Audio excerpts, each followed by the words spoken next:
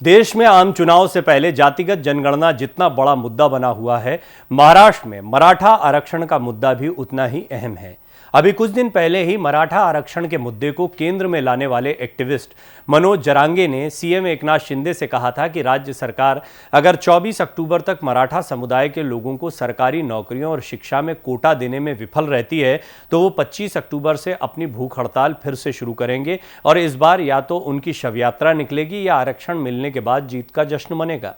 मनोज जरांगे के इस बयान के बाद 19 अक्टूबर को मराठा आरक्षण कार्यकर्ता सुनील कावले का शव मुंबई के बांद्रा इलाके में एक फ्लाईओवर के किनारे लाइट के खंभे से लटका हुआ मिला।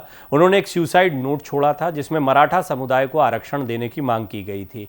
इन दोनों ही घटनाओं ने प्रदेश में मराठा समुदाय के आरक्षण की मांग को एक बार फिर चर्चा में ला दिया है।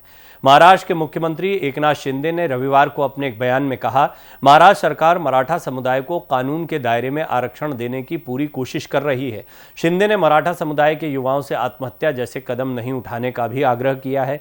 शिंदे ने यहां भवानी चौक में नवरात्रि के समय पर संबोधित एक कार्यक्रम को संबोधित करते हुए पत्रकारों से बात कर रहे थे वो, और उन्होंने कहा ऐसा कदम उठाने से पहले अपने माता पिता, परिवार, रिश्तेदारों, बच्चों और दोस्तों के बारे में सोचें। ऐसे में इस रिपोर्ट में जानते हैं कि आखिर ये पूरा मामला क्या है और इस आरक्षण की मांग की शुरुआत कब और कैसे हुई और ओबीसी नेता मराठा समुदाय के इस मांग का विरोध क्यों कर रहे हैं। सितंबर की शुरुआत में मराठा आंदोलनकारी मनोज जरांगे ने समुदाय के लोगों को कुणबी जाति का प्रमाण पत्र देकर ओबीसी कोटे से आरक्षण देने की मांग के साथ अनशन करना शुरू किया था। उनके इस अनशन ने 1 महीने के भीतर आंदोलन का रूप ले लिया और सितंबर के आखिर तक आरक्षण की ये मांग राज्य के अन्य हिस्सों में भी पहुंच चुकी थी। इस बीच देश 1 साल बाद होने वाले आम चुनाव और राजनीतिक दबाव बढ़ने से सीएम शिंदे ने जरांगे से मुलाकात की और उनकी मांग पूरी करने का आश्वासन दिया। जरांगे ने 14 सितंबर को 17वें दिन अपना अनशन समाप्त कर दिया था। उन्होंने उस वक्त आरक्षण लागू करने के लिए कदम उठाने को लेकर शिंदे सरकार को 40 दिन का समय भी दिया था। अब 24 अक्टूबर यानी जरांगे का दिया 40 दिन का अल्टीमेटम खत्म होने वाला है। इसको देखते हुए उन्होंने एक बयान देते हुए कहा है कि अगर राज्य सरकार सरकारी नौकरियों और शिक्षा में कोटा देने में विफल रहती है तो 24 तारीख को मेरी शव यात्रा निकलेगी। जरांगे के इस बयान के अलावा 19 अक्टूबर को एक और कार्यकर्ता ने आत्महत्या कर ली, जिससे आरक्षण का यह मुद्दा एक बार फिर गर्मा गया है। महाराष्ट्र में 1 सितंबर से चल रहे आंदोलन में मराठा समुदाय के लोगों को ओबीसी का दर्जा दिए जाने की मांग की जा रही है। इस समुदाय का कहना है कि सितंबर 1948 तक निजाम का शासन खत्म होने तक मराठा समुदाय के लोगों को कुणबी माना जाता था और कुणबी ओबीसी में आते थे, इसलिए एक बार फिर अब इन्हें कुणबी जाति का दर्जा दिया जाए और ओबीसी में शामिल किया जाए। मराठा समुदाय महाराष्ट्र के सबसे प्रभावशाली समुदायों में से एक है।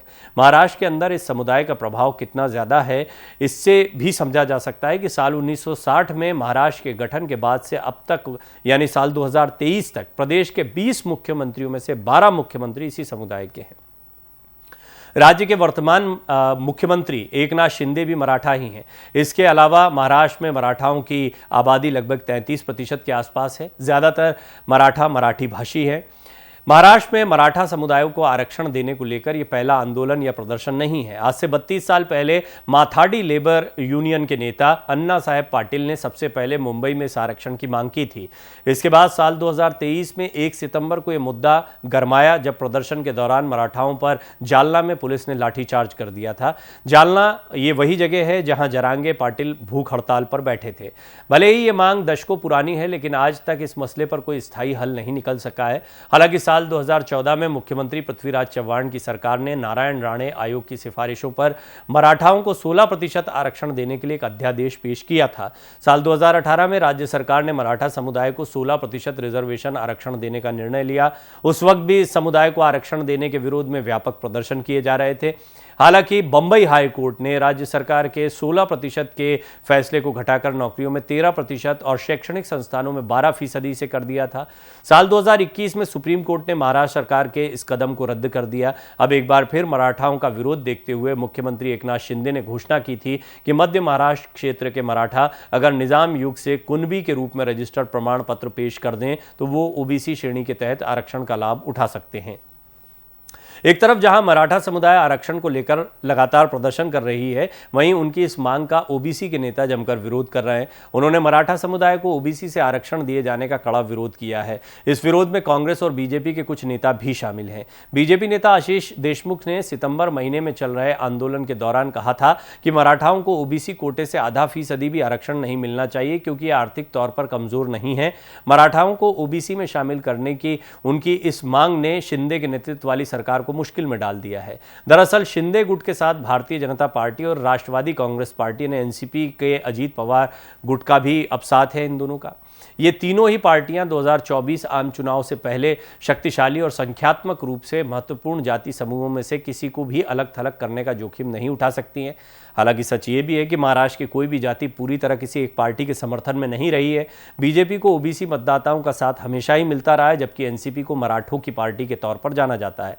मराठा समुदाय के लिए आरक्षण की मांग करते हुए 40 साल के मनोज जरांगे पाटिल ने साल 2014 के बाद से कई बार इस मुद्दे को उठाकर आंदोलन किए हैं। हालांकि ये आंदोलन ज्यादा चर्चा में नहीं रहे थे। उनकी मांगों और प्रदर्शनों की ज्यादातर गूंज जालना जिले से बाहर नहीं जा पाई। हाल में उनकी भूख हड़ताल ने महाराष्ट्र में हलचल मचा दी है। उनकी इस मांग के चलते ही राज्य के कुछ हिस्सों में हिंसा भी भड़क गई। मनोज जरांगे मूल रूप से महाराष्ट्र के बीड जिले के रहने वाले हैं, लेकिन एक होटल में काम करने के लिए जालना के अंबाद में रहने लगे थे। शुरू में वो कांग्रेस के कार्यकर्ता थे, लेकिन बाद में मराठा समुदाय के सशक्तिकरण के लिए पार्टी से अलग होकर शिवबा संगठन नाम की खुद की संस्था बना ली। मराठा समुदाय के आरक्षण के प्रबल समर्थक जरांगे पाटिल अक्सर उन प्रतिनिधिमंडलों के साथ में रहे या उसका हिस्सा रहे हैं जिन्होंने आरक्षण की मांग के लिए राज्य के विभिन्न नेताओं से मुलाकात की है। साल 2022 के अगस्त में मराठा कार्यकर्ताओं ने महाराष्ट्र के मुख्यमंत्री एकनाथ शिंदे से समुदाय के आरक्षण की मांग उठाई थी। उस दौरान जरांगे कार्यकर्ताओं में शामिल थे। उनका एक वीडियो भी वायरल हुआ था। हालांकि उस वक्त पाटिल की आवाज़ शिंदे तक नहीं पहुंच सकी थी। ठीक एक साल बाद सीएम शिंदे को पिछले हफ्ते पाटिल को फोन करने के लिए मजबूर होना पड़ा। उन्होंने भूख हड़ताल पर बैठे पाटिल से आंदोलन बंद करने का अनुरोध किया। पाटिल ने सीएम के अनुरोध पर ध्यान नहीं दिया और जालना में 7 अन्य कार्यकर्ताओं के साथ भूख हड़ताल पर बैठने का फैसला किया था।